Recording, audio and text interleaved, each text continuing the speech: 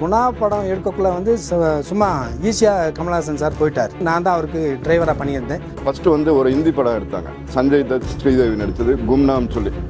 அதை பார்த்துட்டு வந்து தான் கமல்ஹாசன் இந்த குணா படத்தை எடுத்தது. 1000 அடி 1500 அடி ஒரே டீப்பாக போகக்கூடிய இடம்.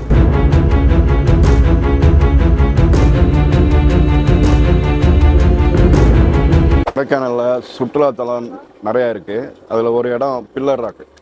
அந்த பில்லர் ராக்கில் ஒரு 30-40 வருஷமாக சின்ன கடை வச்சு அது இன்னும் வர டூரிஸ்ட்டுகளுக்கு எக்ஸ்பிளைன் பண்ணிக்கிட்டு இங்கே இருக்கோம். இப்போ பார்த்தீங்கன்னாக்கா எல்லாமே தெரியுது.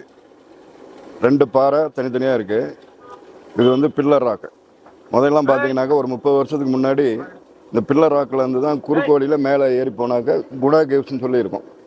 குணா படம் எடுத்த கேவ்ஸ். இப்போ முன்னாடி பேர் வந்து டெவில் கிச்சன்.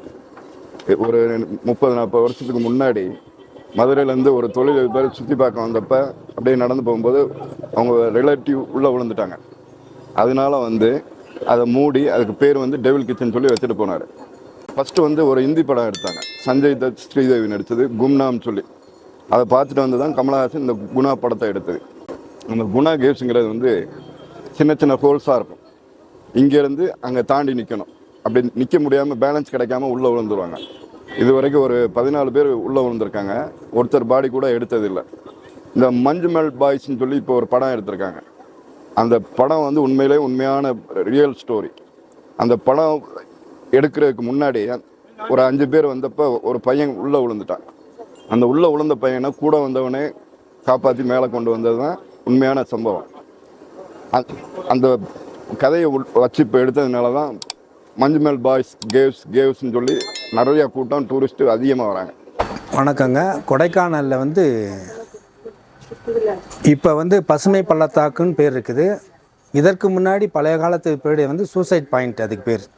அப்போ வந்து பாதுகாப்பு அம்சங்கள்லாம் ஒன்றும் இருக்காது. வெறும் அந்த சூசைட் பாயிண்ட் முனையில் போய் நம்ம பார்த்தோம்னா வெறும் ஒரு ரிவிட்மெண்ட் மட்டும் தான் போட்டிருப்பாங்க நகராட்சியில்.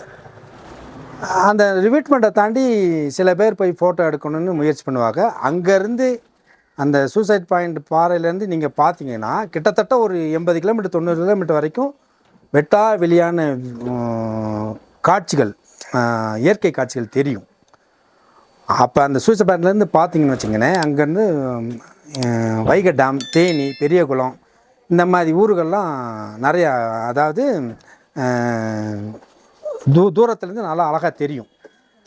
அப்போ சுற்றுலா பயணிகள் அதை போய் ரொம்ப கவர்ந்து பார்ப்பாங்க. அந்த பார்க்குற ஆவலில் என்ன பண்ணுவாங்கன்னா போய் அந்த கோட்டை சுவரை தாண்டி போய் பார்க்கக்குள்ள வலிக்கி விழுந்துருவாங்க, கீழே விழுந்துருவாங்க. விழுகிறவங்க நிறையா அந்த காலத்தில் விழுந்தாங்க. விழுந்து நிறையா பேர் கீழே போயிடுவாங்க. ஏன்னு கேட்டால் அது கிட்டத்தட்ட ஒரு 1000 அடி 1500 அடி ஒரே டீப்பாக போகக்கூடிய இடம். கீழே போய் விழுந்தாங்கன்னா தேங்காய் சிதறின மாதிரி சிதறிடுவாங்க. பீஸாக தான் கிடப்பாங்க. பீஸாக தான் எடுக்கணும். ஏன்னா அந்த காலத்தில் என்ன பண்ணுவாங்கன்னா கீழே போய் விழுந்தவங்களை வந்து ஃபோட்டோ வாங்கிட்டு போவாங்க. யார் ஏன்னா ராத்திரியில் போய் விழுகிறவங்க இருப்பாங்க, நமக்கு தெரியாது. பகலில் போய் சூசைட் பண்ணுறவங்களும் இருப்பாங்க. பார்க்க போய் வேடிக்கை பார்க்க போய் விழுகிறவங்களும் இருப்பாங்க. இல்லை யாருன்னு தெரியாமல் இருக்கவங்கள அந்த காலத்தில் வந்து சூசைட் பண்ண இந்த கீழே விழுந்தவங்களோட உடலில் போய் எடுக்கிறதுக்காக 2-3 பேர் இருப்பாங்க. அவங்ககிட்ட வந்து டூரிஸ்ட்காரர் சொல்லுவாங்க, இன்னார் விழுந்துட்டாங்கன்னு சொல்லக்குள்ள அவங்க போய் போலீஸினுடைய உதவியோடு போய் எடுக்க போவாங்க. அந்த எடுக்க போகிறது லேஸ்பட்ட விஷயம் இல்லைங்க. இங்கேருந்து போகக்குள்ள வாட்டர் ஃபால்ஸ், இங்கே வந்து வட்டாங்கானல்னு ஒரு இடம் இருக்குது. வட்டாங்கானல் பின்பக்கம் கூட போவாங்க. அந்த பின்பக்கம் கீழ்ப்பக்கமாக போய் காடுக்குள்ளேயே போய் ரொம்ப கஷ்டப்பட்டு போய் வழுக்கெல்லாம் இருக்கும், பாறை வழுக்கும். அவங்களும் உயிரை வந்து படையை வச்சு தான் உள்ளே போய் கீழே போய் எடுத்துகிட்டு வருவாங்க. எடுக்கிறதுக்கு கூட கஷ்டப்படுவாங்க. காரணம் கேட்டால் அந்த ஃபோட்டோகிட்ட பார்க்கணும், யார் விழுந்து கிடக்கிறாங்க. ஏற்கனவே அங்கே நிறையா கிடக்கும், விழுந்து செத்து போய் கிடப்பாங்க, எலும்பு கொடுக்க கிடக்கும்னு சொல்லுவாங்க. நாங்களாம் போனது கிடையாது. இந்த மாதிரி சொல்லுவாங்க, எங்கள் முன்னோர்கள்லாம் சொல்லுவாங்க, இந்த மாதிரி கிடக்குதுன்னு சொல்லுவாங்க. அதனால் இந்த ஃபோட்டோ எடுத்துகிட்டு போய் அந்த எடுக்கக்குள்ளே கூட ரொம்ப சிரமப்பட்டு எடுப்பாங்க. எப்படி எடுப்பாங்கன்னா கை காலெலாம் உடஞ்சி கூட கிடக்கும், தலை தனியாக கூட கிடக்கும். ஏன்னா அவ்வளோ ஸ்பீடாக கீழே போய் விழுவாங்க. விழுந்து அதை போய் எடுத்து ஒன்றா கட்டி தூக்கிட்டு வர்றது தான் அவங்களுடைய கஷ்டமே. அவங்க கொண்டு வந்து இந்த வட்டானல்னு ஒரு இடம் இருக்குது, அந்த இடத்துல கொண்டு வந்து வைக்குவாங்க. அதை போய் அதுக்கப்புறம் போலீஸ் வெரிஃபிகேஷன் பண்ணி அதை எடுத்துகிட்டு வந்து அந்த ஊரியவர்கள்ட்ட அந்த பாடியை கொடுப்பாங்க. இவ்வளோ சிரமப்பட்டும் அந்த சூசைட் பாயிண்ட்னு உடைய ஃபேமஸான ஒரு இடத்த வந்து இன்றைக்கி வந்து பாதுகாப்பும் கருதி ரொம்ப வேலிகள்லாம் போட்டு வச்சிட்டாங்க. உள்ளே தாண்டி போக முடியாது. இப்போல்லாம் சூசைட் பாயிண்டில் விழுகிறது யாரும் அதிகமாக கிடையாது. ஏன்னா தாண்டி போகிறதே கஷ்டம். வேறு இடங்கள்ல தான் இப்போ சூசைட் பண்ணிக்கிறாங்க, எங்கிட்ட போய் விழுகிறாங்க. சூசைட் பாயிண்ட்லன்னா அப்படி விழுக முடியாது. அதனால் அந்த அந்த இடத்துக்கு நம்ம போகிறதா இருந்தாலே சூசைட் பாயிண்டில் கீழ் இடத்துக்கு போகிற அந்த மலை அடிவாரத்துக்கு போகிறதாலே ரொம்ப கஷ்டப்பட்டு தான் போகணும். அதில் வழுக்கல், பாசம், மிருகுங்க, பன்னிகை, காட்டு பன்னிகை, காட்டு விலங்குக நிறையா இருக்கும். ஏன் சொல்லப்போனால் சிறுத்தை கூட இருக்கலாம், வாய்ப்புகள் இருக்குது. ஏன்னு கேட்டீங்கன்னா கொடூரமான விஷமான பாம்புகள் இருக்கும். இதை தாண்டி அவங்க போய் அதை எடுத்துகிட்டு வந்து ரொம்ப சிரமப்படுவாங்க.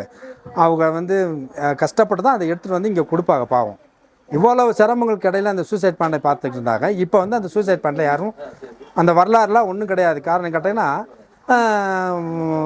ரொம்ப டீப்பான இடம், ரொம்ப அழகான இடம். அங்கேருந்து பார்த்தா பசுமையாக தெரியுங்க.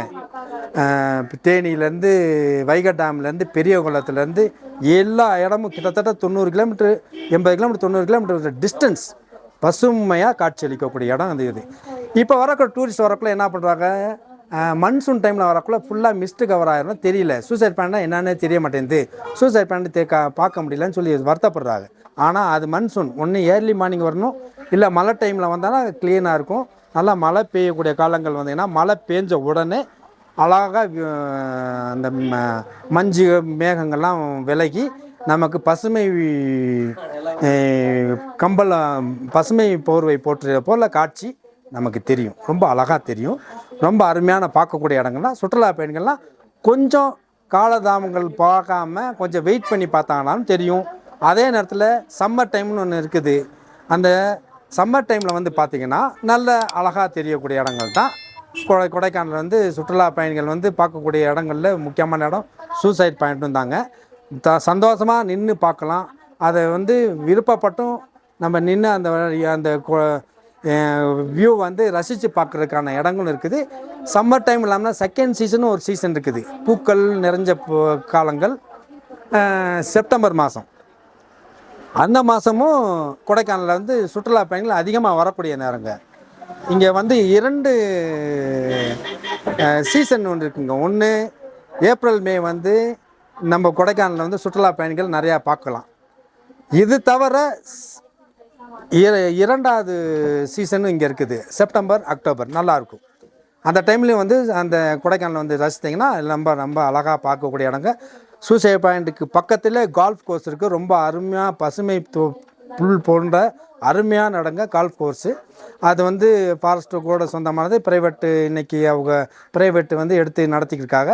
ரொம்ப அழகான இடமும் கூட. பசுமை பள்ளத்தாக்குன்னு ஒரு இடமும் பக்கத்துலேயே கால்ஃப் கோர்ஸ்னு ஒரு இடம் இருக்குது. அதையும் கண்டு ரசிங்க. ரொம்ப நல்ல இடம். அதோட பைன் ஃபாரஸ்ட்டும் நல்லாயிருக்கும், ரொம்ப அருமையாக இருக்குது. இது போக குழந்தை வேலப்ப டெம்பிள் நல்லாயிருக்கும் பூம்பாறையில், அதையும் பாருங்கள். கொடைக்கானலில் ரொம்ப ஃபேமஸான டெம்பிள் குழந்தை வேலப்ப டெம்பிள். ஏன்னா போகர் வந்து அந்த நவபாசன சிலைகளில் செஞ்சு ஒரு சிலையை 2 சிலை உருவாக்குனார் இந்த போகர் வந்து. அதில் ஒரு சிலை வந்து பழனிலையும், இன்னொரு சிலை வந்து நம்ம பூம்பாறை குழந்தை வேலப்ப டெம்பிள்லேயும் இருக்குது. ரொம்ப அழகாக பார்க்கக்கூடிய இடங்க. இது போக கூக்கால்னுடைய இடம் இருக்குது, அதையும் கண்டு ரசிங்க. ரொம்ப அருமையான லேக்கு கூக்கால் இருக்குது. அந்த லேக்கில் வந்து பார்க்கக்கூடிய இடங்கள் நிறையா இருக்குது. ட்ரெக்கிங் கூட்டிகிட்டு போவாங்க, அங்கே மேலே ஏறி பார்க்குறதுக்கு அழகாக இருக்கும். பக்கத்தில் ரொம்ப பிரமாதமான வில்லேஜ், காய்கறிகள் நிறைஞ்ச வில்லேஜ். ரொம்ப அழகான மக்கள் கூட காரட்டு காய்கறிகளாக விளையக்கூடிய இடங்க. அதையும் நீங்கள் கண்டு ரசிக்கலாம். அதுக்கு பேர் கூக்கால் வாட்டர் ஃபால்ஸ் இருக்குது, கூக்கால் லேக்கும் இருக்குது. இதையும் கண்டு தாராளமாக ரசிங்க. சுற்றுலா பயணிகளை வந்து மேலும் மேலும் கொடைக்கானலை வந்து இன்னும் ரசித்து இந்த கொடைக்கானலுடைய குளிர்களை சந்தோஷமாக அனுபவிச்சுட்டு போங்க. அதன் அப்புறம் கொடைக்கானலில் வந்து வெள்ளைக்காரவங்க தான் ரொம்ப காலமாக ஆண்டுட்டு இருந்தாங்க. 1987க்கு அப்புறம் தான் கொடைக்கானலில் டூரிஸ்ட்டு அதிகமாக வர்றதுக்கு முக்கியத்துவமாக இருந்தது. அதுக்கு முன்னாடி வெள்ளைக்காரவங்க மட்டும்தான் இங்கே பயணித்தாங்க. சொல்லப்போனால் ஜெர்மன், அமெரிக்கனு, ஆஸ்திரேலியனு, ஸ்வீடிஷு இந்த நாட்டுக்காரவங்க தான் இங்கே அதிகமாக தங்கி இங்கே கொடைக்கானல் இன்டர்நேஷ்னல் ஸ்கூலில் பிள்ளைகளை படிக்க வச்சுட்டு வாழ்க்கை ஓட்டிகிட்டு இருந்தாங்க. அதுக்கப்புறம் 1987க்கு அப்புறம் இங்கே வந்து தூர்தர்ஷன் டெலிவிஷன் டவர் இங்கே இருக்குது கொடைக்கானலில். அதை வந்த பிற்பாடு தான் கொடைக்கானலில் வந்து வெளி மாநிலங்களுக்கு நம்ம இந்தியாவில் உள்ளவங்களுக்கும் தமிழ்நாட்டை சார்ந்தவங்களுக்கும் கொடைக்கானல்னு ஒரு ஊர் இங்கே இருக்குன்றத எல்லாத்துக்கும் தெரிய வந்துச்சு.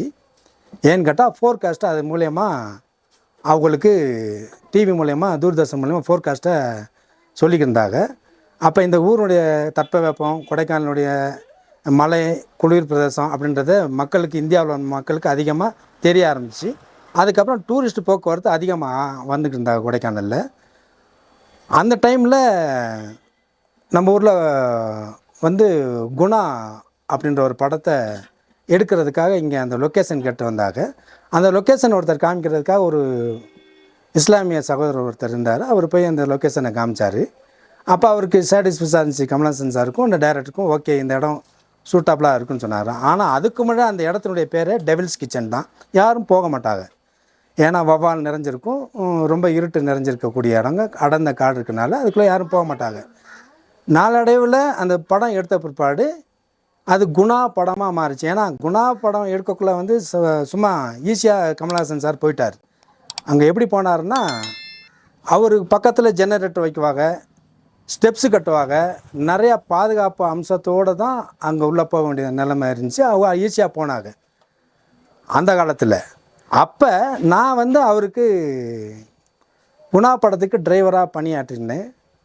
கொடைக்கானலில் கால்டன் ஹோட்டல், 5 ஸ்டார் ஹோட்டல் ஒன்று இருக்குது, அங்கே தங்கியிருந்தார். அந்த தங்கியிருந்த ஹோட்டல்லேருந்து நான் தான் அவருக்கு டிரைவராக பண்ணியிருந்தேன். காலையில் எடுத்துக்கொண்டு போய் அவர் விட்டுருவேன். மாருதி வேன் ஒன்று ஓட்டிக்கிருந்தேன் நான். அந்த மாருதி வேன் ஓட்டிட்டுல அவருக்கு நான் ஷூட்டிங்க்கு எங்களை வண்டிக்கு கூப்பிட்டுருந்தாங்க. நான் போய் அவருக்கு பணி செஞ்சுக்கிருந்தேன்.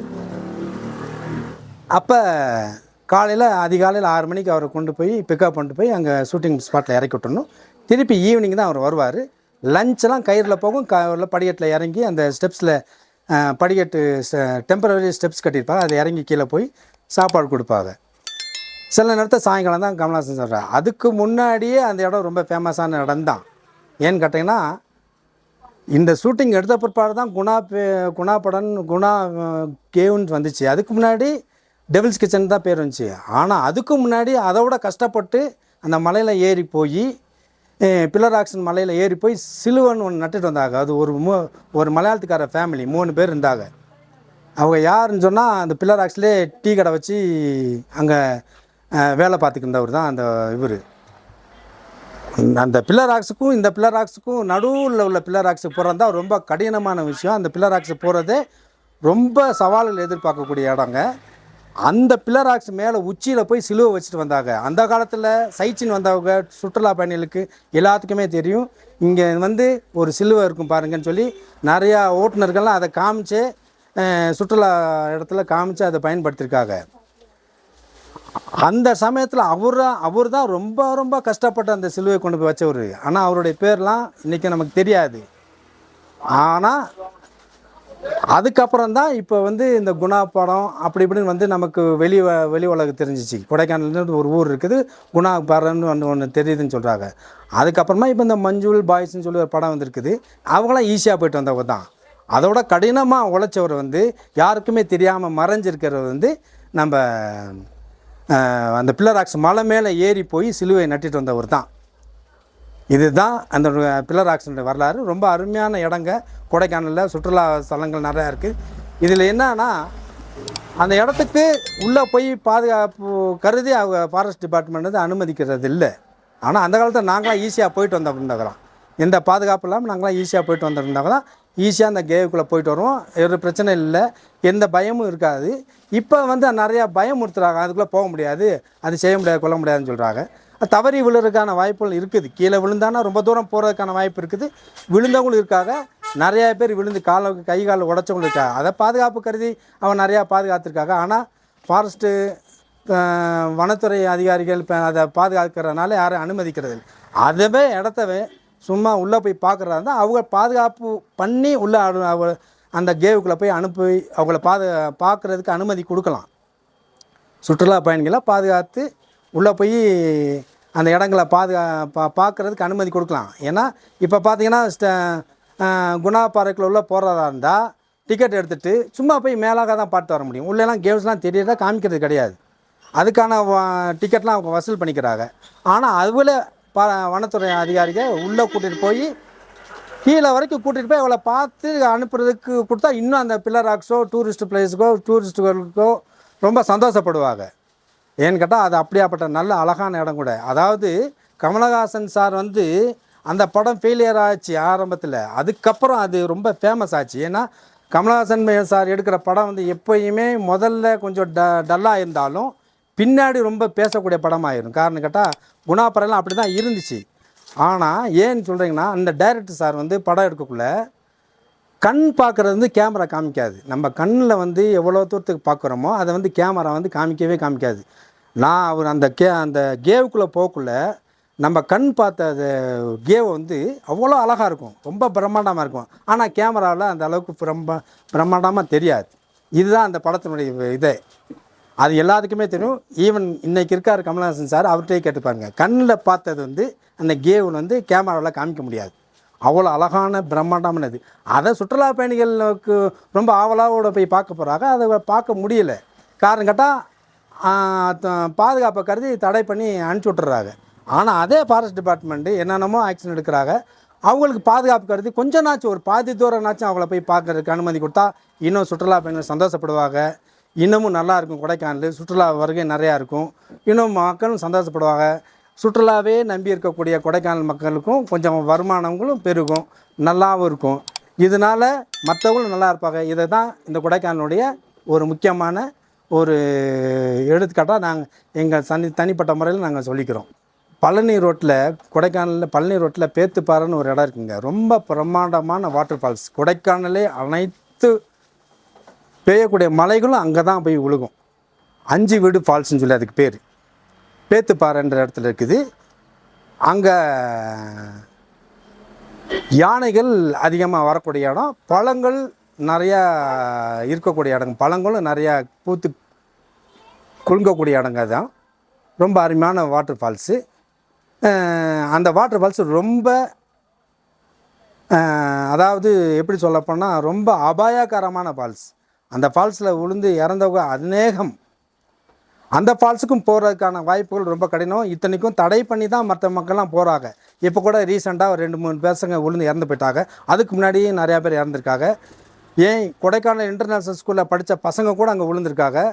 அந்த விழுகக்குள்ளே கூட அந்த தண்ணி ரொம்ப ஃபோர்ஸ் ஆகிறக்குள்ள இந்த தண்ணியை லாக் பண்ணிவிட்டு வேறு பக்கம் திசை திருப்பிட்டு தான் உள்ளே போய் எடுத்திருக்காங்க அந்த பசங்களெல்லாம். அவ்வளோ பெரிய வாட்டர் ஃபால்ஸ் அது. அது சுற்றுலா பயணிகள் இதுவரைக்கும் பார்க்க முடியாத ரொம்ப அருமையான ஃபால்ஸ். அந்த ஃபால்ஸு கூட நம்ம வனத்துறை வந்து கட்டுப்பாட்டில் தான் இருக்குது. அது வனத்துறையின் கட்டுப்பாட்டில் தான் அந்த ஃபால்ஸ் இருக்குது. அதை அனுமதி கொடுத்தாங்கன்னா சுற்றுலா பயணிகள் அது உள்ளே போய் பார்க்குறதுக்கு தேவையான ஏற்பாடுகள் செஞ்சு பாதுகாப்பு வளையங்களுக்குள்ளே கட்டுப்பட்டு அதை அனுமதி கொடுத்தா நல்லாயிருக்கும்.